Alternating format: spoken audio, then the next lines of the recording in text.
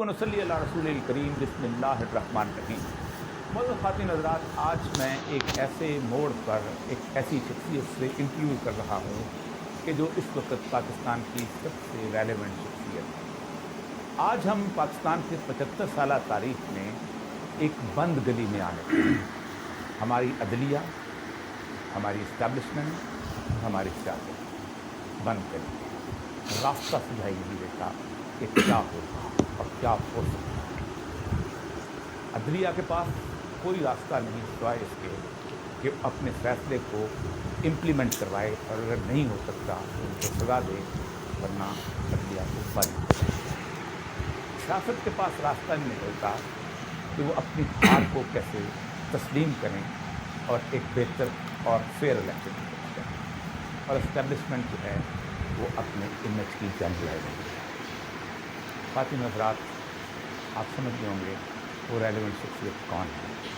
عمران خان صاحب۔ السلام علیکم ورحمۃ اللہ۔ صاحب، ایک تو مبارک آپ کی ریلی ماشاء اللہ بہت سکسیسفل ریلی تھی، اور اب تو خیر کسی کو یہ دلیل دینے کی ضرورت ہی نہیں کہ آپ پاکستان میں سب سے پاپولر آدمی ہیں، بلکہ پاکستان کی تاریخ میں تو آپ کے بارے میں یہ فکرہ بولا تھا جس پہ میرے خلاف باقاعدہ اسمبلی کے اندر قرارداد پیش ہوئی تھی کہ آپ نے کیسے بول دیا کہ سب سے پاپولر آدمی ہے۔ بہرحال وہ میرا اپنا ایکان ہے، میرا تجربہ ہے۔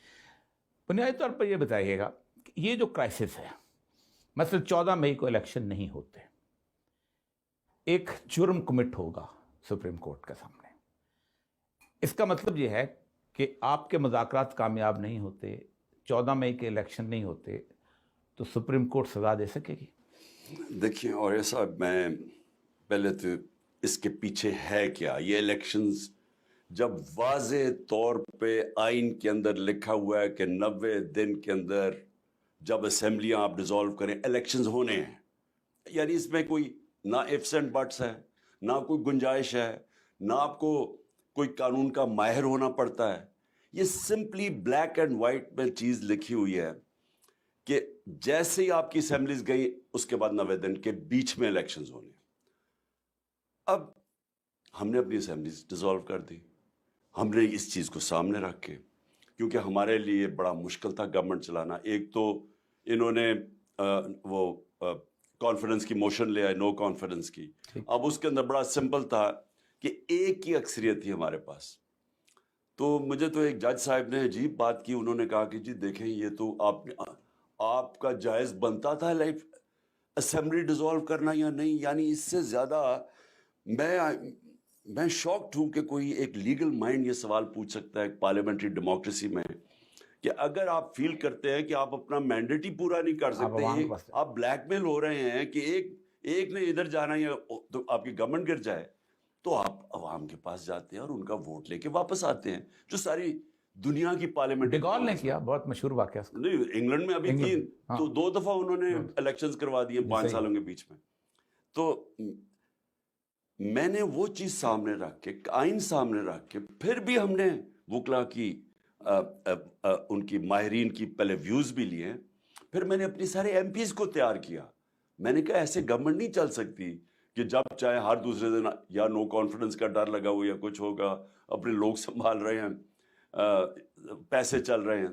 لہٰذا جب ہماری 2 گورنمنٹس ڈیزالو ہوئی، 90 ڈیز میں الیکشن ہونا تھا روٹین میں۔ اب سب سے برا اس جو جرم ہوا ہے کہ انہوں نے پلان کر کے، ان دونوں گورنمنٹ، فیڈرل گورنمنٹ نے پلان کر کے، اور مجھے افسوس سے کہنا پڑتا ہے کہ جو ہماری اسٹیبلشمنٹ ہے، مجھے تو ابھی تک ان پہ حیرت ہوتی ہے، میں حیران ہوتا ہوں کہ ان دونوں کے تو سربراہ کے سٹیکس ہی پاکستان کے نہیں ہیں۔ ٹھیک، آپ کو جب کچھ ہوتا باہر بھاگ جاتے ہیں، اربوں ڈالر باہر پڑے ہیں، بینک اکاؤنٹس، پراپرٹیز، بے نامی ان کی اربوں ڈالر کی پراپرٹیز پڑی ہیں، بزنسز ہیں، بچے باہر ہیں، چھٹیاں باہر ہیں، لیکن اسٹیبلشمنٹ جس کو فکر کرنا چاہیے پاکستان کا، مجھے تو وہاں حیرت ہو رہی ہے کہ وہ ان کے ساتھ کیسے کھڑے ہو گئے۔ اور پھر جو سپریم کورٹ کو تقسیم پوری طرح کوشش کر رہے ہیں، یہ تو خیر ان کی پرانی 97 کی عادت چلی آ رہی ہے، سجاد علی شاہ کا۔ اب دیکھیں، اب مجھے میں سوال اب پوچھتا ہوں، میں اپنے سارے سپریم کورٹ کے 15 ججز سے پوچھتا ہوں، مجھے بتائیں کہ میرا کدھر گیا میری پارٹی کا ہمارا فنڈامنٹل رائٹ کہ ہم نے اپنی گورنمنٹس اپنی ڈیزالو کرتے ہیں آئین کے مطابق الیکشن ہونا چاہیے, ہمیں الیکشن نہیں مل رہا. اور یہی نہیں مل رہا, ہمیں بتایا یہ آگے سے جا رہا ہے کہ یہ اکتوبر تک جائے گا الیکشن. اب کس بیسس کے اوپر یہ کیئر ٹیکر گورنمنٹ بیٹھی ہوئی اکتوبر تک؟ ان کا تو کوئی قانونی حیثیت ختم ہو جاتی. سو پیچھے اس کے کیا ہے؟ پیچھے صرف ایک چیز ہے, کسی طرح عمران خان کو پاور میں نہیں آنے دینا. اسٹیبلشمنٹ بھی اس پہ کھڑی ہے, یہ دونوں پارٹیز بھی اس پہ کھڑی ہیں. سارے پاکستان کی آئین کی دھجیاں اڑائی جا رہی ہیں. اس ملک کے رول آف لا, قانون, سارا جو ہمارا بچوں کا مستقبل ہے, کیونکہ رول آف لا گیا, آئین گیا, ختم ہو گیا ملک. بنانا ریپبلک آفیشلی ڈکلیئر ہو جائے گا نا. آپ سوچیں کہ صرف عمران خان کو باہر رکھنے کے لیے یہ ملک کی کتنی بھاری قیمت ادا کروا رہے ہیں پاکستان سے.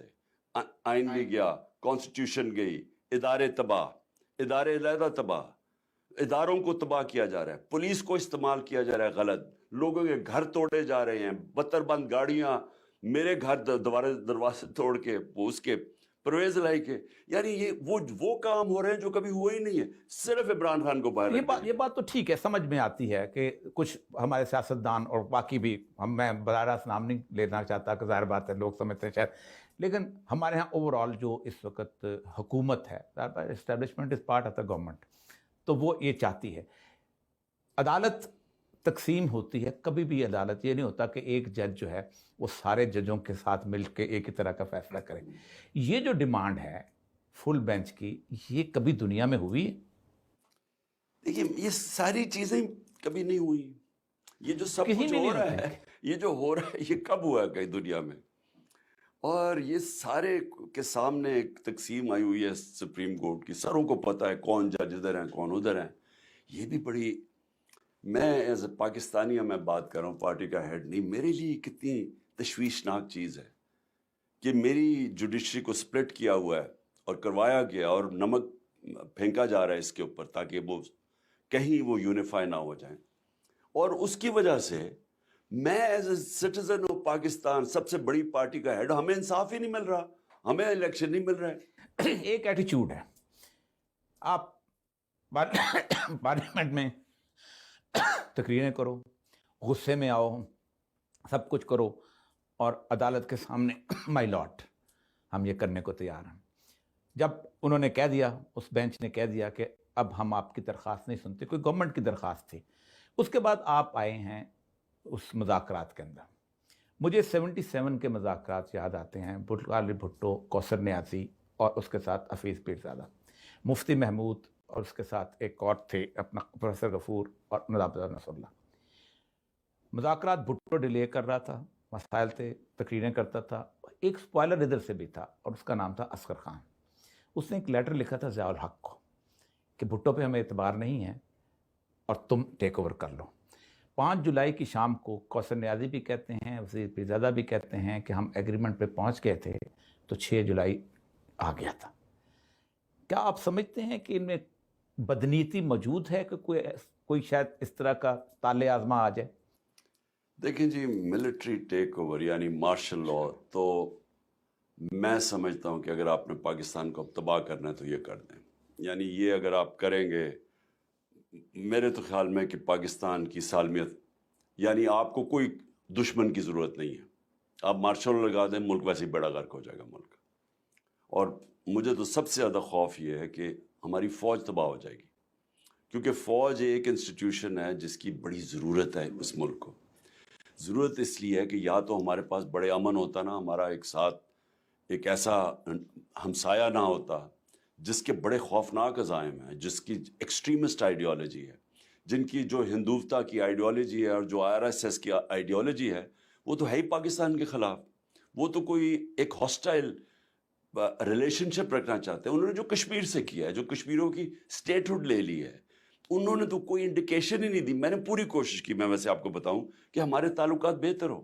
میں نے تھوڑی دیر کے بعد ریئلائز کیا یہ تو ایک میرا آئیڈیالوجی کے سامنے میں کھڑا ہو گیا ہوں.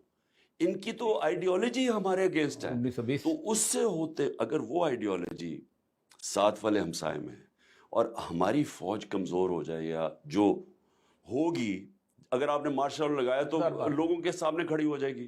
آگے فاصلے بڑھ چکے ہیں لوگوں کے اور ان میں، جو کہ جنرل باجوہ نے اس ملک کے ساتھ کیا ہے کہ ان لوگوں کو اوپر لا کے بٹھا دیا جو یہی فوج کی ایجنسیز کہہ رہی تھی کہ سب سے بڑے چور ہیں. یہی ساری ISI، یہ ساری جنرل مشرف کے دور سے ان کو بتایا جا رہا تھا، ہمیں بتایا جا رہا تھا کہ انہوں نے کتنی چوری کی ہے. اس کے بعد پھر یہ میرے 3.5 سال میں ان کے سارے کرپشن کے کیسز، ISI کے پاس سب کچھ تھا، تو ان کو اوپر لا کے بٹھا دینا تو یہ کیا کہے گی جی عمران خان کی وجہ سے وہ پبلک کے اندر ریزنٹمنٹ ہے یا سوشل میڈیا میں. بھئی لوگ بیوقوف ہیں، آپ ہی نے ان کو تیار کیا کہ چور ہے اور اوپر ہی ان کو آپ مسلط کر دیا. تو ایک بڑا ڈیمیج ہوا ہے امیج کو. اس کو ٹھیک کرنے کے لیے یہ امپاسبل نظر نہیں آیا. ایک آج کل چونکہ بڑا نام آپ کے بارے میں استعمال کیا جاتا ہے عمران پروجیکٹ، میں ایک اور پروجیکٹ کی طرف توجہ دینا چاہتا ہوں تاکہ کیا وہ پروجیکٹ کنٹینیو کر رہا ہے، وہ ہے نواز شریف پروجیکٹ 1983. حمید گل صاحب ڈنکے کی چوٹ پہ کہا کرتے تھے، ہمارے دوست تھے، کہ میں نے IGI بنائی تھی، مجھے ٹرائی کرو. ٹھیک، وہ پروجیکٹ یہ ہے کہ ایک ان نون پرسن، آپ تو پھر نون تھے جب آپ سیاست میں آئے، کرکٹ تھا، باقی چیزیں تھیں، شوقت خانم تھا. وہ کیا پروجیکٹ ابھی تک چل رہا ہے؟ Nawaz Sharif project, government college سے ایک آدمی کو اٹھانا اور اس کو فائنانس منسٹر بنانا، پھر اس کو چیف منسٹر بنانا، پھر اس کو جنیجو سے لڑانا، پھر اس کے بعد آگے چلانا، اور پھر اس کے بعد ناراضگی خود. یہ پروجیکٹ جو ہے اس کے بارے میں کبھی ڈسکشن نہیں ہوتی. دیکھیں اور یہ سب دیکھیں، اللہ نے ہر انسان کو، ہر قوم کو، ہر ادارے کو ہمیشہ موقع دیتا ہے اپنی غلطیوں سے سیکھو. ٹھیک، قرآن کی آیت ہے اور آپ میرے سے بہتر جانتے ہیں کہ اللہ کہتا ہے کہ میری زمین پہ نکل کے دیکھو کتنی قومیں میں نے تباہ کی جو میرے حکم پہ نہیں چلی. کل سیرو فی الارض. دیکھیں اللہ آپ کو اصلاحات کا ٹائم دیتا ہے، ایک انسان کو بھی دیتا ہے، کیونکہ اللہ رحمان اور رحیم ہے، معاف کرنے والا ہے. لیکن وہ آپ جب اپنی غلطیاں دہراتے رہیں اور سیکھیں نا، اور ایک انصاف کا نظام نہ قائم کریں، تو پھر آگے تباہی ہے. اب مجھے یہ بتائیں کہ جو پروجیکٹس بنائے ہیں، نواز شریف پروجیکٹ، سب سے زیادہ نقصان اس ملک کو نواز شریف کو ضیاء الحق نے اٹھا کے پہلے چیف منسٹر اور پرائم منسٹر بنایا. مجھے ایک چیز یاد ہے، دعا بھی دی تھی میری عمر لگ جائے. مجھے ایک چیز یاد ہے، جس طرح رشوت شروع ہوئی، لفافے چلنے شروع ہوئے، جارج ٹاؤن کے پلاٹس رشوت پہ دیے گئے، اربوں روپے کے پلاٹس اس ملک میں، یعنی ساروں کو تباہ کیا رشوت پہ. ججز کے اوپر پیسہ چلا. چیف وہ جو آرمی چیف تھا اس کے جا BMW جا کے اس کو آصف نواز کے گھر جا کے مری میں دے دی. یعنی یہ سب ہمارے سامنے ہوا، کیونکہ ایک آدمی جو نان لیڈر تھا، ایک بزنس مین جو کہ وہ بھی جو ان کا طریقہ تھا شریف خاندان کا بزنس کا، میں نوکری میں تھا، تو وہ اس کو اوپر بٹھا کے سارے ملک کو اس کو لیڈر بنانے میں سارے ملک کا نظام تباہ کیا، ادارے تباہ کیے، پولیس تباہ کی. آپ IG عباس خان کی رپورٹ پڑھ لیں 93 میں، اس نے کہا کہ جی مجرموں کو اس نے نواز نے اور شہباز نے پولیس میں بھرتی کیا، پیسے لے کے پولیس والے. تو پولیس کا جو حال، تو وہ ادھر سے ہماری تباہی شروع ہوئی. اب اگر یہی پروجیکٹ وہ چاہتے ہیں کہ پھر سے کسی کو اس طرح کے آدمی کو جو کہ ان کے سامنے ہاتھ کھڑے کر کے ہو جائے اور اس سے کوئی ملک ٹھیک ہو جائے گا، ملک تو اب ادھر چلا گیا کہ وہ ٹھیک ہو ہی نہیں سکتا جب تک کہ آپ سرجری نہ کریں، بڑے فیصلے نہ کریں، عوام کے مینڈیٹ سے کوئی آئے جو کہ ملک میں اصلاحات کرے. رول آف لا سب سے امپورٹنٹ چیز ہے، رول آف لا. دیکھیں اور یہ سب ہمارے ملک میں جب تک ہم اس ملک میں انصاف کا نظام ٹھیک نہیں کرتے، نہ یہاں جمہوریت آنی ہے.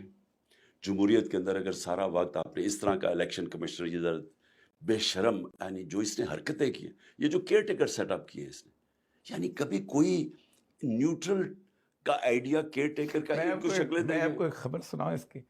یہ میرے جونیئر ہوتا تھا، GR1 میں اس کو ایک گھر الاٹ تھا. ایک آدمی کو گھر الاٹ ہوا، اس کی جگہ کوئی ریٹائر ہو گیا تھا. اس نے اس شخص کی بلوچستان ٹرانسفر کروائی اور ابھی تک گھر رکھا ہوا ہے سرکار کا، ہر ریٹائر ہوئے عرصہ ہو گیا. یہ کتنی بڑی میں آپ کو صرف ایک آدمی کی دیکھیں نا، یا آدمی دیانتدار ہے یا نہیں ہے، یا ایماندار ہے یا نہیں. بالکل ٹھیک. جس آدمی نے چھوڑیں کہ جس طرح اس نے نون لیگ کی مدد کی، اس کی ان کو دھاندلی کروائی، یعنی ہمارے سارے ایکشنز ہمارے آپ اگینسٹ کے زمانے میں آیا, آپ کو نہیں اندازہ تھا اس نہیں کا؟ ہمیں یہ باجوہ نے گارنٹی لی تھی کہ فکر نہ کرو, یا کیونکہ پھنس گیا نا. آپ اس فقیر سے پوچھ لیتے تھے کہ کیا مرتا تو کام مجھے بڑے لوگوں نے کہا کہ آپ نے غلطی کی ہے, مجھے کیا پتا, ہم سارے ایک پیج, ہم جی ایک پیج پہ ہیں, ہمیں کیا پتا تھا کہ اس نے لا کے, تب تک باجوہ فیصلہ کر چکا تھا ہمیں گرانے کا, تو اس نے ادھر سے شروع ہو گیا تھا, ادھر یہ پہلا سٹیپ تھا, اس کو لا کے ہمارے اگینسٹ. مجھے بتائیے ای وی ایم مشینز, کیسے آپ یہ اس کا کام ہی نہیں تھا. مجھے نہ سمجھ آئے کہ یہ اس کے اوپر وہ ای وی ایم مشین میں آگے نہ بڑھنے دے. 90% آپ کی دھاندلی ختم ہو جاتی ہے ای وی ایم مشین سے, یہ بڑھنے نہ دے. وہ پتہ چلا پیچھے سے وہ بیٹھا ہوا تھا باجوہ, وہ کنٹرول کر رہا تھا اس کو. بہرحال یعنی جو بھی, میں صرف آپ کو یہ کہنا چاہتا ہوں کہ جس طرح انسٹیٹیوشنز کو تباہ کیا گیا ہے, آپ یہ اس الیکشن کمیشن لے لیں, کیئر ٹیکر, یہ بھی انسٹیٹیوشن ہے, یہ انسٹیٹیوشن ہے. عدالتوں کو تقسیم کرنا, ایف آئی اے کو تباہ کیا. وہ رائے طاہر تھا, اس سے غلط کام کروانے کی کوشش کی, جب اس نے نہیں کہا تو اس کو چینج کر کے کسی اور کو اپنا ٹوٹی کو لے آئے. اسلام آباد کا آئی جی جو سزا ملنی والی تھی سیف سٹی لاہور پروجیکٹ میں کرپشن میں پکڑا گیا تھا, اس کو جا کے آئی جی اسلام آباد. یہ جو اپنا آدمی لے کے آئے نیب کا ہیڈ, وہ نیب کے ہیڈ اپنے آدمی نے بھی کہا کہ میں یہ غلط کام نہیں کرتا, اس نے ریزائن کیا. تو سارے اداروں کو انہوں نے تباہ کیا. اور اس کے پیچھے مجھے نہیں سمجھ آ رہی کہ اسٹیبلشمنٹ ان کے ساتھ کیسے کھڑی ہے. کیا ان کو کوئی فکر نہیں ہے پاکستان؟ سر اسٹیبلشمنٹ اسٹیٹس کو کی چیز ہوتی ہے. یہ 1871 میں جب بنی تھی نا, سارے بلٹ اپ ہوا, تو اسٹیٹس کو والی صورت, ایک سینئر پارٹنر بیوروکریسی تھی, جونیئر پارٹنر جیسی ملٹری بیوروکریسی. اچھا, آپ سمجھتے ہیں کہ اگر آپ اللہ تعالیٰ آپ کو دوبارہ اقتدار دے, تو یہ جو نیب کا جو فرسودہ قسم کا سٹرکچر ہے, جس کے اوپر آپ بے شک کتنا ایماندار آدمی بھی لا کے بٹھا دیں, جو ٹیون ہوا ہوا ہے فار کرپشن. میرا اپنا بیچ میٹ ڈی جی لگا تھا اور وہ ریزائن کر گیا تھا جاوید صرف اس بات کے اوپر کہ میرے بندے جا کے رشوتیں لے کے کیس چھوڑتے ہیں. آپ کیا سمجھیں گے کہ اس کو سب سے زیادہ ریفارم ہونا چاہیے؟ دیکھیں اور صاحب, میں آپ کو ایک بات بتاتا ہوں. اگر آپ کی جو اوپر سے اوپر آپ کرپشن الاؤ کر دیتے ہیں نا, بڑے لوگوں کی, طاقتور لوگوں کی, آپ نیچے کرپشن روک نہیں سکتے. لیکن میں اب پاکستان ذرا دیکھیں نا, جو جب سے یہ پہلے آیا نواز شریف پھر زرداری ہے, انہوں نے کیا انہوں نے پیسہ بنانا شروع کر دیا. جب پیسہ بنانا شروع کر دیا تو ان کو پارٹنرز چاہیے تھے. یہ میرٹ کے اوپر لوگوں کو نہیں سلیکٹ کرتے تھے, ان کو وہ لوگ چاہیے تھے جو کہ ان کے اوپر ڈیپینڈنٹ ہو. تو جو میرٹ پہ نہیں ہوتا وہ ڈیپینڈنٹ ہوتا تھا, یا غلط آدمی کو. اب یہ مجرم کو جو اسلام آباد کا آئی جی لے کے آئے ہیں, اب اس کو پتا تھا اس کو سزا ہو جانی ہے, تو یہ تو ہر شہباز شریف کا غلط کام کرے گا. تو ان کو اس طرح کے لوگ چاہیے ہوتا ہے. یہ معاشرہ ایسے, that's how, وہ کہتے ہیں نا how nations fail, وہ نیشن اس طرح فیل ہوتی ہے. اوپر آ کے آپ چوروں کو بٹھا دے, وہ سارا نیچے تک سٹرکچر ختم کر دیتا ہے, ادارے ختم کر دیتا ہے, میریٹوکریسی ختم کر دیتا ہے, اور پھر پیسہ باہر لے جانے کے لیے جو چیکس اینڈ بیلنسز ہیں منی لانڈرنگ میں, وہ ہی ختم کر دیتا ہے, کیونکہ خود پیسہ باہر لے کے جانا ہوتا ہے. تو آج پاکستان جو باسکٹ پیس کیس بنا ہوا ہے, ان لوگوں نے جنہوں نے 30 سال مل کے پاکستان کو وہاں پہنچایا ہے, ہمارے باجوہ نے اٹھا کے ان کو اوپر بٹھا دیا. اور اب بجائے آپ الیکشن کروا دیں تاکہ عوام فیصلہ کر دے, کیونکہ وہ ڈر لگا ہوا ہے عمران خان نہ آ جائے, انہی چوروں کو اوپر مسلط کیا ہوا ہے, الیکشنز کروا نہیں رہے. 3 بڑے جنرلز کے چیف جسٹس کے پاس, اور ایک پورٹرے کی پکچر کہ پاکستان جو ہے ایک بہت بڑے سیکورٹی پرابلم میں ہے. آج کی انٹرنیشنل خبریں ہیں کہ شاید ایشیا کپ اسی وجہ سے نہ ہو سکے. کیا اس کا نقصان پورے ملک کو نہیں ہوا؟ دیکھیں, اب میں آپ کو بتاتا ہوں کہ نقصان کیسے ہوا ہے. سب سے پہلے پاکستان کے اندر ساری دنیا دیکھ رہی ہے انویسٹرز, کیونکہ جب تک انویسٹمنٹ نہیں آتی ملک میں دولت کا تو اضافہ نہیں ہونے لگا نا. ہم تو دولت تو سکڑتی جا رہی ہے, قرضے بڑھتے جا رہے ہیں. دولت اگر قرضے واپس کرنے ہیں تو آپ کی دولت میں اضافہ ہوگا, ویلتھ کریشن ہوگی. اب مجھے بتائیں, انویسٹرز چھوڑیں, فورن انویسٹرز دور کی بات ہے, لوکل نہیں چلے, مجھے پاکستانی انویسٹر بتائیں. وہ جب یہ دیکھے گا کہ پاکستان کے سپریم کورٹ کے فیصلے کو گورنمنٹ نہیں مان رہی, تو اس کو کیا کانفیڈنس رہ جائے گا پاکستان کی جوڈیشری؟ فائنل آربیٹریشن ہے. اچھا پھر وہ جب یہ دیکھے گا کہ پاکستان کی گورنمنٹ کہہ رہی ہے کہ ہم الیکشن اس لیے نہیں کروا سکتے کہ ہمارے پاس 20 ارب روپیہ نہیں ہے. اگر آپ کے پاس لیکن تو شاہد خان پاکستان نے بتا دیا کہ 20 ارب کہاں ہے. ہاں وہ گندم یہ جو آٹا. ویسے میری کنٹینشن یہ کوئی ایمانداری سے انہوں نے زندگی میں کوئی کام نہیں کیا. یہ جو کام کرتے ہیں اس کے اندر کمپٹیشن ہوتی ہے. دیکھیں تو نہ آپ کہہ رہے ہیں سیکیورٹی کا بہت برا حال ہے. اب دنیا کو آپ کیا کہہ رہے ہیں کہ ہم الیکشن نہیں کروا سکتے سیکیورٹی نیوز. میں انویسٹرز کی اب بات کر رہا ہوں. آپ پاکستان کا امیج کیا پورٹریٹ کر رہے ہیں؟ پاکستانی انویسٹر اس بنگلہ دیش میں انویسٹ کر رہا ہے جس بنگلہ دیش کو ہم سیکورٹی رسک کہتے تھے.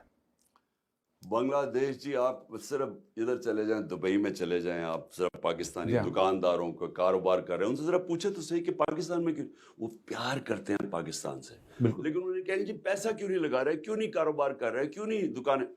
وہ جو ایک ہی چیز آپ کو کہیں گے جی وہاں میں کوئی اعتماد ہی نہیں ہے. کبھی کوئی رشوت لیتے آتا ہے کبھی کچھ ہو جاتا ہے کبھی ایک دم ٹیکس بدل جاتا ہے.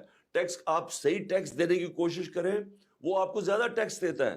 پھر آپ رشوت دے تو آپ کم. یعنی اس طرح کی جب ایک ملک میں باٹم لائن ہے کہ آپ کے ملک میں رول آف لا یعنی انصاف نہیں ہے ترقی ہو ہی نہیں سکتی.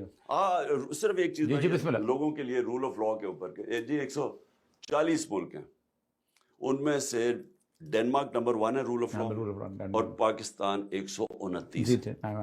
تو جب آپ 129 پہ ہیں ملک کی کوئی فیوچر نہیں ہے یا خوشحالی آ ہی نہیں سکتی. کوئی اس کو لاہور کو پیرس نہیں بنا سکتا یا ایشین ٹائیگر نہیں بنا سکتا جب تک آپ اپنا نظام ٹھیک نہیں کرتے انصاف کا. اوپر سے نیچے توڑ کے بتاتا ہے. اب میں چاہتا ہوں کہ آپ اس کو ذرا سا ایکسپلین کر دیں کہ آپ نے وہ پورا میں نے سنا جو آپ ماریہ میمن کو انٹرویو دے رہے تھے جس میں آپ نے کہا کہ مجھے فلاں نے کہا اسمبلی توڑ دو فلاں نے کہا. اس میں آخر میں آپ نے جو ٹیپ کا بند بولا کہ باجوہ نے بھی کہا کہ اسمبلیاں توڑ دو. میرا خیال ہے آپ کی ملاقات سپٹمبر میں کہیں ہوئی ہے اسمبلی. دیکھیں جی میری جب ہماری گورنمنٹ گری نا 2 ملاقاتیں ہوئی باجوہ سے. ٹھیک دونوں ملاقاتوں کا مقصد کیا تھا الیکشن کرواؤ. ہم کہہ رہے تھے الیکشنز کرواؤ. باجوہ نے ہمیں ایز یوزول لال بتی کے پیچھے لگا دیا کہ ہاں الیکشن میں کرواتا ہوں. پہلے ہمیں کہا جی اب وہ جو 25 میں آپ نے ایسی وہ کر دیا نہیں تو میں نے تب الیکشن کروانے کے لیے طرح سب جھوٹ. کوئی ان کی انٹینشن نہیں تھی. تب سے انہوں نے فیصلہ کر لیا. ملاقات آپ کی ایک ہوئی پریزیڈنٹ ہاؤس میں دونوں میں ہوئی. پریزیڈنٹ میں ہوں ایک سپٹمبر سے پہلے ہو گئی تھی جب بعد میں بھی ہوئی اس کے بعد اگست سپٹمبر بس ان دو میری ملاقات. میں اس سے صرف ایک ہی چیز کہہ رہا تھا کہ پاکستان دل میں پھنس رہا ہے ہم نیچے جا رہے ہیں اکانومی ڈوب رہی ہے کسی کو کوئی کانفیڈنس نہیں ہے پولیٹیکل انسرٹنٹی ہے اس کا طریقہ الیکشنز ہے. میں ملک کا سوچ کے اس کو کہہ رہا تھا. تو تب اس نے 2 دفعہ کہا کہ جناب آپ اپنی اسمبلیاں توڑ دیں الیکشن کروا دیں الیکشن ہو جائیں گے. ان کے سارے لیڈرز نے کہا کہ آپ ایک نے کہا. سو میں یہ کہہ رہا ہوں کہ جب ہم نے فائنلی توڑی تو یہ انہوں نے بھی کہا ہوا تھا جو قانون بھی وہی کہتا تھا تو ہم نے تو اس کے مطابق توڑی. اب سب ہی بھاگ گئے الیکشن سے. سمپل اسٹوڈنٹ آف پالیٹکس میں سمجھتا ہوں بے شک لوگ جو مرضی کہیں کہ ان اسمبلی توڑنے نے آپ کو جو پولیٹیکل گین دیا ہے شاید کسی اور چیز میں تو جس اسمبلی میں اور جس حکومت میں آپ اپنی ایک FIR درج نہ کروا سکیں اس کے لیے وہ اسمبلی آپ کے لیے لائبلٹی ہے. سچی بات یہ ہے.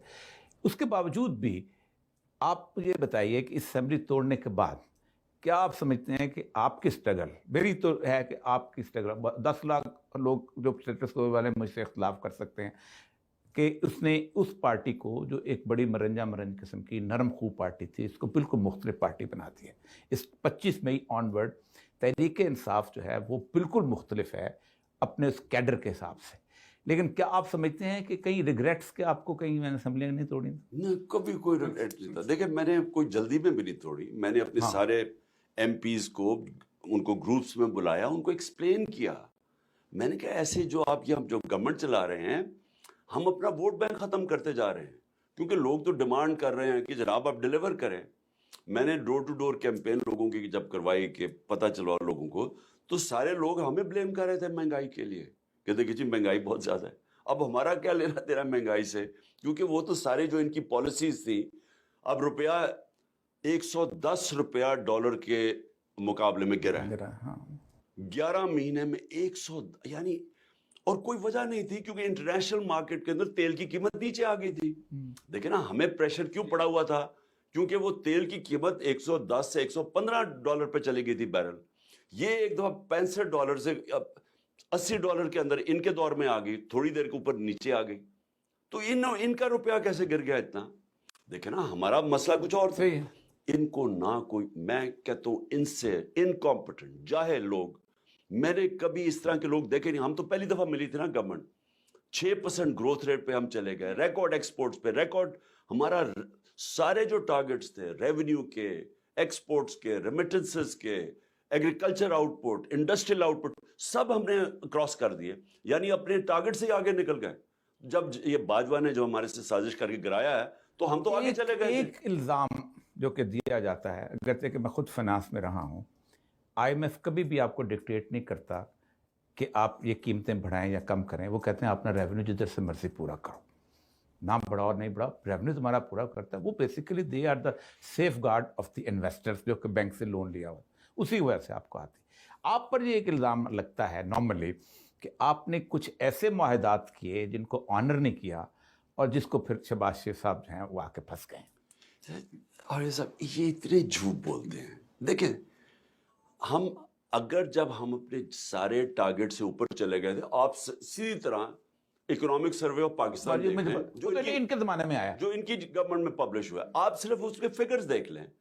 جو گورنمنٹ اپنے سارے اپنے سیٹ کی اور ٹارگٹ سے آگے نکل گئی ہے تو وہ اچھا ہی کر رہی ہوگی نا. ہم نے ایک چیز کے اوپر ان کو اعتراض کیا, جی ہم نے تیل, پیٹرول کی اور ڈیزل کی قیمتیں کیپ کر دی. ٹھیک, ہم نے کیوں کیپ کی؟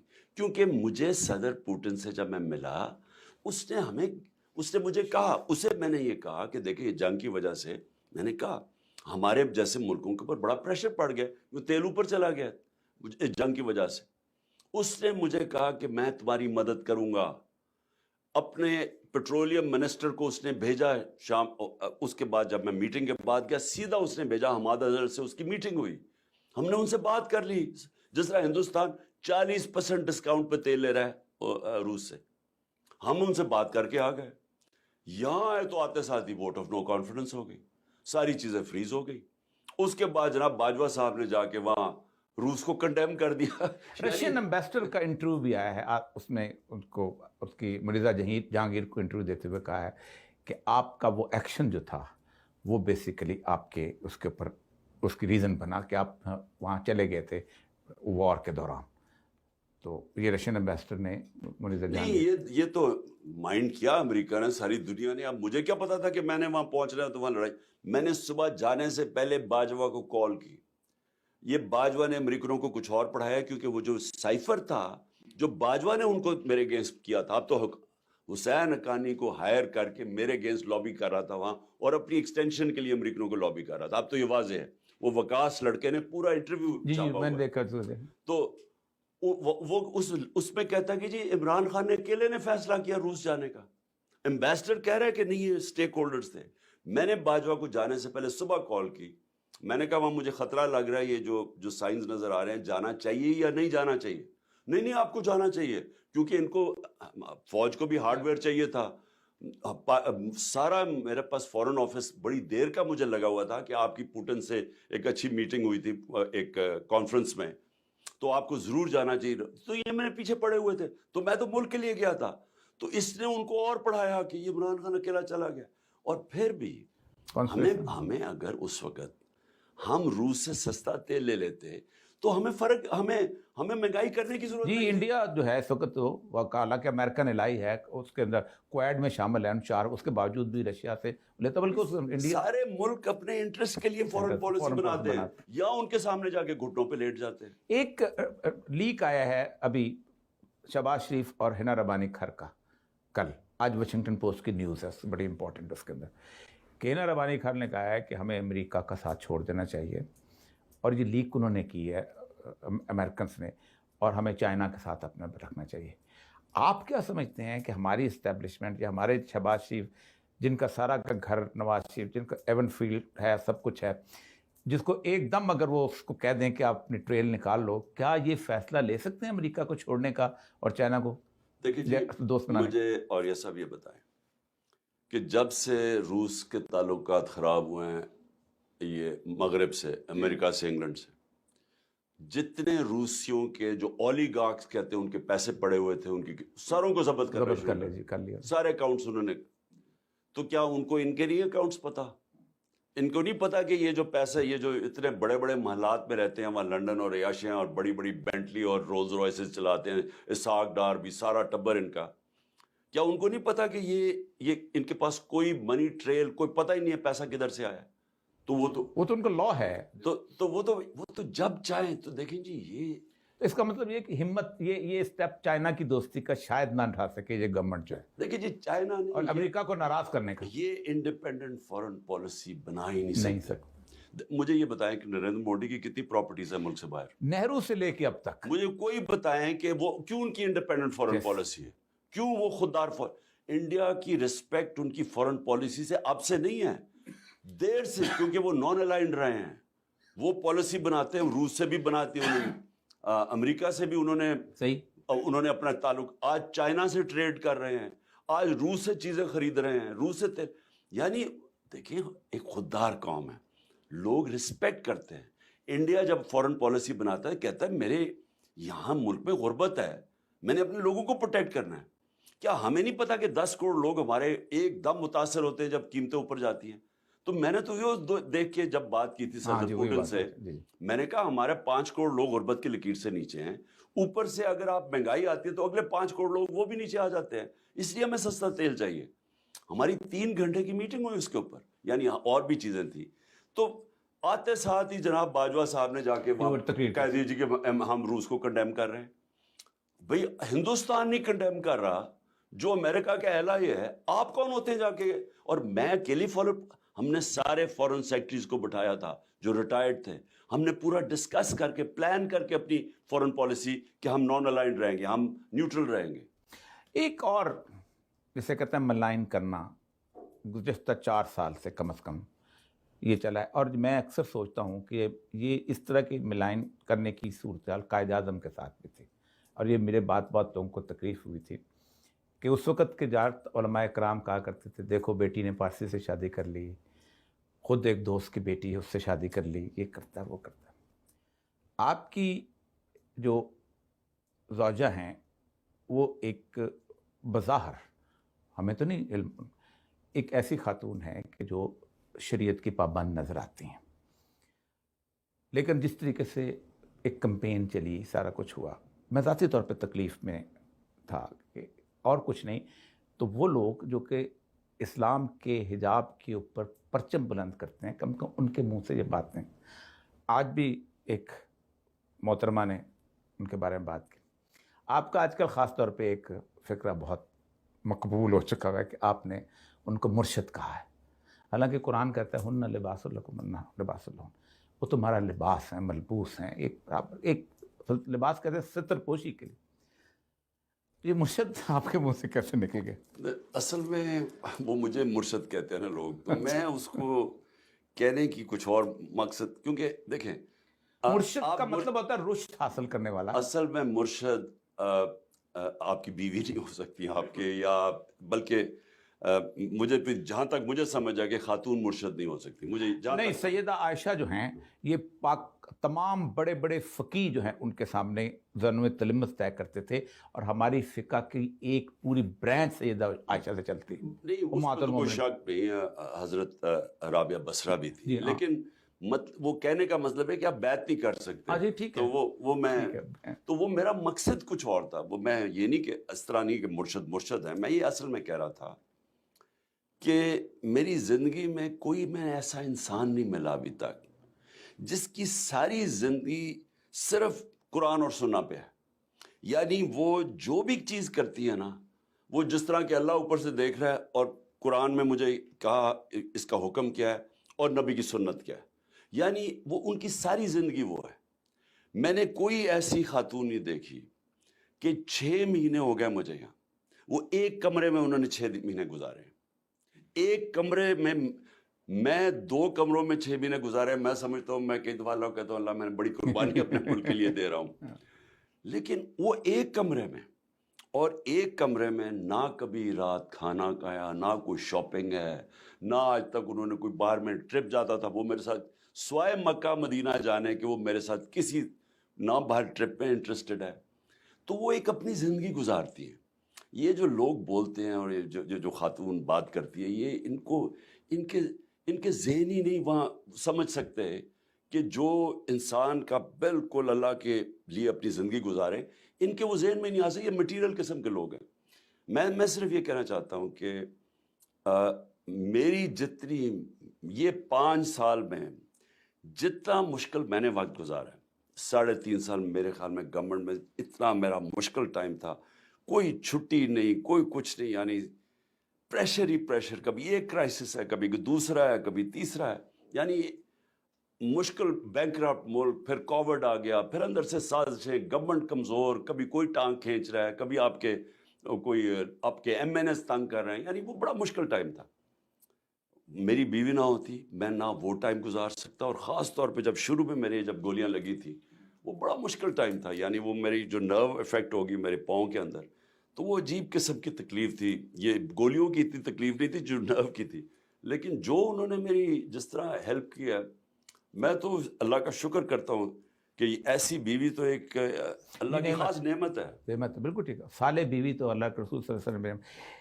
ایک اور الزام جو کہ عموماً دیا جاتا ہے کہ آپ نے کہا کہ اگرچہ کہ میں سمجھتا ہوں کہ یہ بڑا رائٹ ہے, میں اپنا ذاتی طور سمجھتا ہوں کہ اگر مجھے 2/3 میجورٹی نہ ملی تو میں دوبارہ الیکشن کروا دوں گا. یہ ڈیگول نے بھی کیا تھا, اس نے کہا تھا مجھے میجورٹی نہیں ملی, دو گے تو تب میں کام. آپ نے پہلی گورنمنٹ قبول کی, اگرچہ کہ ہم سمجھتے تھے کہ آپ نے غلط کیا. اس طرح کی کمپرومائزڈ گورنمنٹ ایک آئیڈیلسٹ کو نہیں لینی چاہیے تھی, بہت بڑی غلطی تھی. آپ اس کو مانیں یا نہ مانیں, آئیڈیلسٹ جو ہوتا ہے وہ کمپرومائز کے ساتھ آگے نہیں بڑھتا, جس طرح کہ آپ کمپرومائز میں آئے تھے.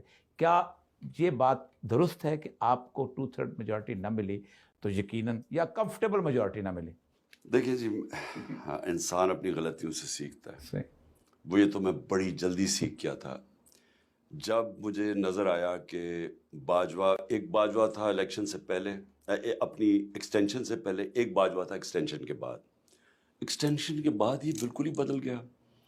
اس نے ایک دم اس کو نون لیگ سے عشق ہو گیا.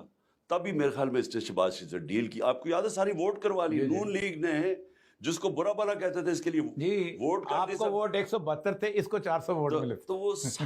تو وہ سارے وہاں سے ڈیلنگ شروع ہو گئی تھی, اور سارا ان کے ساتھ ڈیلنگ شروع ہو گئی. اور تب جو سب سے بڑا مجھے مسئلہ ہوا نا, اس نے ایک دم احتساب روک دیا.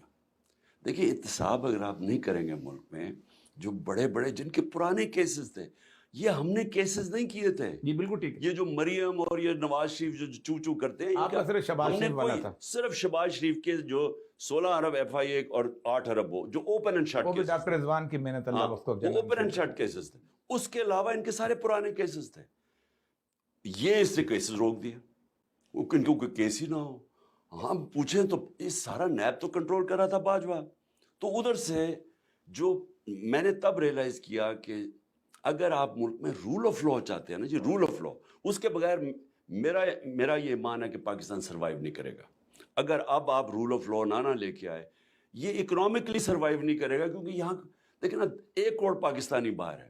سوچے تو صحیح, وہ پاکستان میں کیوں نہیں پیسہ انویسٹ کرتا, کیوں نہیں انویسٹ آتا؟ سب سے زیادہ انڈیا کے اندر جب انویسٹمنٹ شروع میں آئی تھی, جب کھولا تھا, اور چائنا نے, ان کے اپنے لوگوں نے, چائنیز اور انڈینز نے انویسٹ کیا تھا, پھر دنیا آئی تھی. ہمارا 1 کروڑ پاکستانی کیوں نہیں انویسٹ کرتا یہاں؟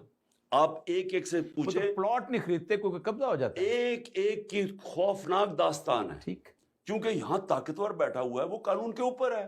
آپ کی زمینوں پہ قبضہ کر لے گا, آپ کی فیکٹری, آپ کو نقصان ہوگا, کوئی پیسے نہیں دے گا. اگر سپریم کورٹ کا فیصلہ گورنمنٹ نہیں مانتی, مجھے بتائیں کس نے یہاں انویسٹ کرنا ہے؟ سو اس لیے رول آف لا تو ہے سب سے امپورٹنٹ, لیکن رول آف لا آپ کا امپلیمنٹ کر ہی نہیں سکتے جب تک آپ کے پاس کلیئر 2/3 میجورٹی نہیں ہوتی. کیونکہ آپ کو جو مافیاز بیٹھے ہیں وہ آپ کو کیوں کرنے دیں گے جو اربوں روپیہ اس کرپٹ سسٹم سے بنا رہے ہیں. سو بیسکلی یہ پاکستان کی اب مجبوری ہے. میں نے تب یہ سمجھا کہ باجوہ میرے ساتھ تھا شروع میں کہ ہم پوری مدد کر رہے ہیں. نہیں یہ جو باقی 4-5 آپ نے ساتھ ملائے تھے ان کی نیچر سے ایم کیو ایم ہے, اس کے بعد باقی پارٹی, ان کی نیچر سے تو آپ واقف ہونا چاہیے. وہ تو یہ ہمیں پتہ چلا نا کہ دیکھیں جی, میں جو تو اب یہ بھی پتہ کہ ہماری سیٹیں کم کروائی گئی. اب تو میں جب لوگوں کے انٹرویو کر رہا ہوں, میں نے جب ساری چیزیں ڈیٹیل سٹڈی کی ہیں تو انہوں نے انجینئرنگ کی ہوئی تھی, کئی سیٹیں انہوں نے ہماری گوائی ہیں. اب کیسے ہو سکتا ہے یہ کہہ رہے جی گورنمنٹ ہماری مدد کر رہی ہے, 50 ووٹ سے کیسے آپ کی نیشنل اسمبلی کی سیٹ ہاری جاتی ہے؟ ایک کی یا کسی کی 1,10,000 مل رہی ہے اور دوسرے کو 1,10,200 سے آپ ہار جاتے, یعنی 200 زیادہ مل جاتی ہے. ڈبل سٹیمپس کر کے وہ تو مجھے پتہ چل گیا. یہ چاہتے ہی یہ تھے کہ ایسے انجینئرنگ کر کے لے کے آئے کہ عمران خان کے ہاتھ بند ہے. وہی ہمیشہ سے یہ ہے, ہمیشہ سے, کیونکہ 2/3 میجورٹی کو نواز شریف کا ان کو کہتے ہیں بڑا بٹر ایکسپیرینس ہوا تھا, وہ آ گیا. اچھا دو چیزیں ایسی, بٹر ایکسپیرینس تو نواز شریف کو لا کے ہی ہو گیا نا, اس نے تو آتے ساتھ ہی پیسہ بنانے. مجھے بتائیں, میں جتنی دیر میں پاور میں تھا, نواز شریف نے اتنی دیر آ کے 17 فیکٹریاں بنائی تھیں, اور ساری گورنمنٹ کے بینکوں سے پیسے لے کے, اور وہ بعد میں معاف کروا لیے. جی ٹھیک. دو چیزیں, آپ اس وقت بات ہے کہ نیشنل لیول پہ آپ کا ایک مقام ہے. میں ابھی بلوچستان گیا ہوا تھا, میں 24 سال میں نے بلوچستان میں گزارے ہیں. میں نے کبھی کسی نیشنل لیڈر کی تصویریں انٹیریئر میں دیکھی, آپ کی دیکھی ہیں, میں پشین میں دیکھی ہیں, آپ کی چمن میں دیکھی, سبی میں دیکھی, باقی جگہ پہ. ہمیشہ ان کی لوکل لیڈرشپ کی تصویریں ہوتی تھیں. محمود خان کی ہوتی تھیں, طالب مینگل کی ہوتی تھیں, خیر بشمری کی ہوتی تھیں, اکبر بگٹی کی ہوتی تھیں. لیکن یہ چینج ہے. سندھ میں 2 دفعہ گیا ہوں. سندھ میں لوگ کہتے ہیں کہ عمران خان صاحب ہم پہ توجہ نہیں دیتا, بہت بڑا روم ہے سندھ میں ان کے لیے. عمران خان صاحب جو ہیں رحیم یار خان سے آگے نہیں چاہتے. یہ آپ پہ میں ایک دردمندانہ طور پہ, ایک آبجیکٹو طور پہ, میں کبھی کسی انٹرویو نہیں لیا کبھی, آپ کو پتہ ہے میں آواز سیاسیات. آپ مجھے بتائیے کہ یہ ان دونوں کے ساتھ آپ کے یہ ستیلانہ سلوک کی کیا وجہ ہے؟ اصل میں یہ نہیں,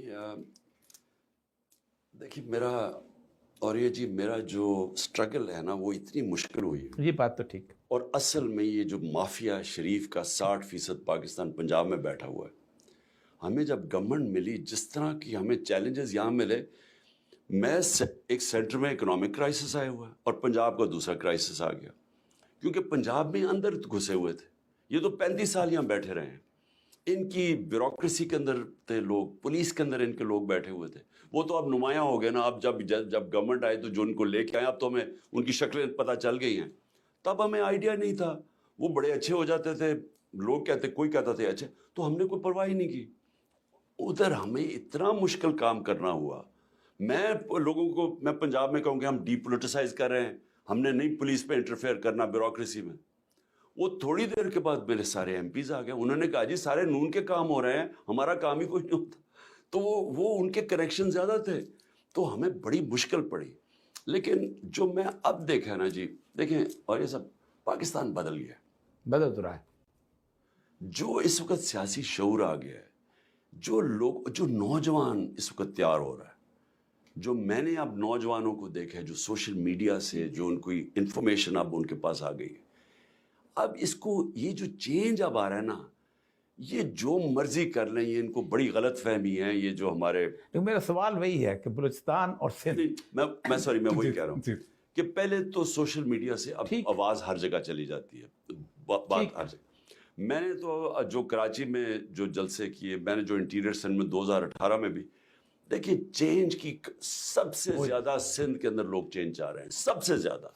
وہ اتنا تنگ ہے ان کے ساتھ, یہ جو زرداری سسٹم ہے وہ, اور ظلم کرتے ہیں. یہ جو پرانی ایم کیو ایم پہلے کراچی میں کرتی تھی نا, یہ کرتے ہیں اب انٹیریئر سندھ میں, ظلم کرتے ہیں لوگوں پہ, خوف ہے ان کا. لیکن میری جو کیا ہے کہ اگر ان کے پیچھے سے ہینڈلرز ہٹ جائے نا, اس وقت ہینڈلرز ان کو بیک کر رہے ہیں, بیسس ختم ہوتا ہے. جب دیکھیں آپ نے 2 الیکشن جیتے ہیں, اس کی میں نے 5 دفعہ ریٹرننگ افسر رہا ہوں. صرف مارجن اگر اتنا سا ہو نا, 10 ہمارا اپنا ہے, 35,000 کا وٹا یا 30,000 کا وٹا کہتے ہوتے ہیں, 25-30,000 کا مارجن ہو تو مینج کیا جا سکتا ہے. آپ نے 2 الیکشن جیتے ہیں, وہ مارجن کی وجہ سے جیتے ہیں, اور آپ کا اس وقت مارجن بہت زیادہ ہے. میں इसलिए मुश्किल हो गया हुआ है, इलेक्शन क्यों नहीं हो रहे, मुश्किल हो गया हुआ है कि पोलिंग डे के ऊपर किसी किस्म की धांधली करना। 4 चीफ सेक्रेटरी हमारे साथ बैठे हुए थे, उन्होंने कहा था इम्पॉसिबल हो चुका हुआ है, इसलिए असल मसला ये है कि इस सारे इशू के अंदर वो जो लोग उम्मीद लगाए बैठे हैं बलूचिस्तान के, मैंने बात बताया, मैंने 1980 में गया था, मैंने किसी बड़े लीडर की तस्वीर, सादिक इमरानी वो एक छोटे से पॉकेट में भुट्टो की तस्वीर होती थी, वरना नहीं होती थी, बेनज़ीर की नहीं होती थी, आसफ ज़रदारी की नहीं होती थी, पॉकेट। एक तो ये है कि आप अगला हफ्ता बहुत इम्पॉर्टेंट है, इसलिए इम्पॉर्टेंट है कि अगले हफ्ते में शायद 14 मई आ जाए, और 14 मई में पाकिस्तान का एक बहुत बड़ा क्राइसिस बिल्ट हो सकता है कि सुप्रीम कोर्ट का फैसला हवा में उड़ा दिया गया। सुप्रीम कोर्ट आखिरी अपनी बचाव के लिए अपना एक काम ये करेगी, को फैसला कर देगी, वो इम्प्लीमेंट नहीं हुआ। फॉर एग्जांपल 5 बुनियादी लोग हैं कि जो उसके छुपने की कोशिश की है उन्होंने पार्लियामेंट में, लेकिन नहीं हो सका। 5 बुनियादी लोग हैं जिनको सज़ा सुनाई जा सकती है उसके साथ। आप क्या समझते हैं कि ये फैसला इम्प्लीमेंट हो जाएगा? देखिए जी, सुप्रीम कोर्ट को ये नहीं सोचना चाहिए कि फैसला इम्प्लीमेंट होगा या नहीं होगा। सुप्रीम कोर्ट का ये काम नहीं है। सुप्रीम कोर्ट का काम है कि कॉन्स्टिट्यूशन क्या कहती है। कॉन्स्टिट्यूशन कहती है 90 दिन में इलेक्शंस होने हैं जब आपकी असेंबलीज डिसॉल्व होती है। अब सुप्रीम कोर्ट को उसके तहत फैसला करना चाहिए जो आइन कहता है। उसके बाद क्या गवर्नमेंट मानती है, नहीं मानती, कंटेम्प्ट करती है, उसके बाद पाकिस्तान की कौम ने उनकी हिफाजत करनी है। पर उस सुप्रीम कोर्ट के फैसले के साथ कौम ने खड़े होना है। उसके बाद फिर हम सारी कौम की जिम्मेदारी हो जाती है कि किस बेसिस के ऊपर। ये बात तो आपकी ठीक है। अयूब, याया, मुशर्रफ, ज़िया-उल हक, इनको इंडेमनिटी दी कोर्ट में, एक जगह मुशर्रफ को नहीं दी। मुशर्रफ बेशक झंडे में दफन हुआ है, लेकिन एक फांसी का मुजरम की हैसियत से दफन हुआ है। वो तलवार तो लटकती रहेगी, लेकिन उसको शायद उसके बारे में शायद लोग इतने सेंसिटिव ना। आप क्या एक्सपेक्ट करते हैं कि अगर फैसला इम्प्लीमेंट न हुआ तो एक बहुत बड़ी तहरीक बन सकती है पाकिस्तान में? मैं आपको आज कह रहा हूं, मैं सारी कौम के सामने कह रहा हूं, अगर सुप्रीम कोर्ट जो आइन को इंटरप्रेट करता है और उसका फैसला इम्प्लीमेंट नहीं करती गवर्नमेंट, मैं निकलूंगा पाकिस्तान की सड़कों में, मैं अपने सारी कौम को निकालूंगा, हम तहरीक चलाएंगे, अपने आइन और अपने सुप्रीम कोर्ट के साथ खड़े होंगे। क्योंकि अगर हम नहीं होंगे तो उसके बाद यह पाकिस्तान ख़त्म हो गया। क्योंकि जब आपका कानून और आइन ख़त्म हो गया तो मुल्क तो ख़त्म हो गया। उसके बाद क्या चीज़ रहेगी? मुझे बताएं, अक्टूबर में क्यों इलेक्शन करवाएं? क्या ज़रूरत है अक्टूबर में करवाने की? अच्छा, अक्टूबर में इमरान खान अगर जिंदा और अभी जीत सकता तो अभी आगे ले जाओ। यानी इन्होंने तो ये करना है ना। तो कौन सी रह गया? मुल्क किधर रह गया? 9 लाख लोग मुल्क छोड़ के चले गए प्रोफेशनल्स। मेरे शौकत खानम में से इतना मुश्किल है कैंसर स्पेशलिस्ट को रोकना। 4 निकल गए, 4 और तैयार हो गए जाने के लिए, क्योंकि लोगों को उम्मीद खत्म हो गई है। जब आप एक मुल्क का कानून ही खत्म कर देते हैं और ये चोरों को ऊपर बिठा देते हैं और फिर कहते हैं इलेक्शन भी नहीं होगा, तो अगर हम भेड़ बकरियों की तरह इसको कबूल करते हैं तो फिर हमें भेड़ बकरियों की तरह ही रहना चाहिए। मैं तो निकलूंगा, मैंने अपनी कौम को निकालना है। जब तक मैं जिंदा हूं मैं तो ये एक्सेप्ट नहीं करने लगा। आखिरी सवाल, आइन के अंदर 204 आर्टिकल, 4 बुनियादी तौर पे सुप्रीम कोर्ट की पावर्स हैं जो किसी के पास नहीं है। 190, all administrative and judicial authority should act in aid of the supreme court. Number 1, supreme court should provide complete justice. 187, यानी अगर कानून मौजूद नहीं है उसके बाला होकर फैसला कर सकते हैं। 204 के वो कंटेम्प्ट है। और आखिरी उसकी ये है कि इंटरप्रिटेशन ऑफ द कॉन्स्टिट्यूशन ना आपकी मानी जाएगी ना मेरी मानी जाएगी, सुप्रीम कोर्ट की मानी जाएगी। इसके बावजूद सुप्रीम कोर्ट फैसला कर देती है, ये जो भी आइडियल सूरत हाल है कि वो फैसला कर देती है। और उस फैसले के बाद आपने बताया कि ये एक तहरीक चलती है। इस वक्त एक इशू है, मैंने पूरा आइन पढ़ा है, मैं लॉ का ग्रेजुएट हूँ, खुद हाई कोर्ट का लॉयर हूँ। कंटेम्प्ट ऑफ पार्लियामेंट का कोई एक लफ्ज़ मौजूद नहीं है। जो खुद एक दूसरे को पार्लियामेंट में गालियां निकालते हों उनकी कंटेम्प्ट क्या हो सकती है? आप क्या समझते हैं कि इन द लॉन्ग रन, कल अगर आप आते हैं तो कौन सुप्रीम होगा? जुडिशरी सुप्रीम होगी, या पार्लियामेंट? देखिए जी, सुप्रीम तो कॉन्स्टिट्यूशन है। ठीक, जिधर आपकी रिटन कॉन्स्टिट्यूशन है वो सुप्रीम है। इंग्लैंड में कॉन्स्टिट्यूशन रिटन है नहीं, इसलिए वो कहते हैं पार्लियामेंट सुप्रीम है। हमारी जिधर रिटन, जिस तरह अमेरिका है, हमारी रिटन कॉन्स्टिट्यूशन इंडिया है, बांग्लादेश, सब जगह है सुप्रीम। हमारी कॉन्स्टिट्यूशन सुप्रीम है। तो पार्लियामेंट भी कॉन्स्टिट्यूशन के खिलाफ फैसले नहीं कर सकती। Parliament can't go against the constitution. Parliament constitution की स्पिरिट के अगेंस्ट 2/3 मेजॉरिटी से भी नहीं जा सकती। जी, स्ट्रक्चर, जो फंडामेंटल स्ट्रक्चर 2/3 मेजॉरिटी अगर अल्लाह ताला आपको देता है, आप किस किस्म की चेंजेस चाहेंगे कॉन्स्टिट्यूशन के अंदर? कोई कॉन्स्टिट्यूशन बहुत वेग है हमारा। देखिए जी, मैं सिर्फ ये देखिए, इस मुल्क के अंदर जब तक हम एक कॉन्फिडेंस नहीं पैदा करेंगे कि यहाँ ताकतवर कानून के नीचे है, यहाँ एक काली वीगो आके लोगों को नहीं उठा सकती और गायब नहीं कर सकती, यहाँ ताकतवर चोरी करके एनआरओ नहीं ले सकता, यहाँ आप ताकतवर एक कमज़ोर की ज़मीनों पे कब्जे नहीं कर सकता।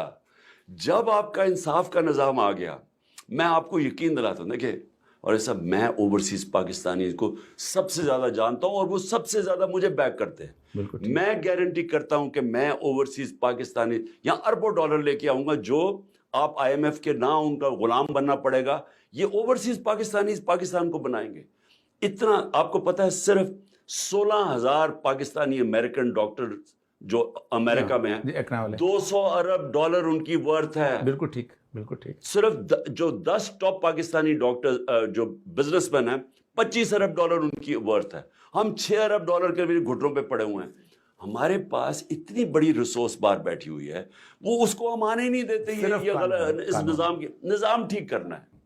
बहुत बहुत शुक्रिया इमरान खान साहब, बहुत बहुत शुक्रिया। नाज़रीन, दुआ के साथ कि अल्लाह ताला इस पाकिस्तान में कम से कम एक फेयर एंड फ्री इलेक्शन जल्द करवा दे और इस पाकिस्तान की आवाम को ये मौका दे कि वो जिसे चाहते हैं उसको अपना हुक्मरान बनाएं।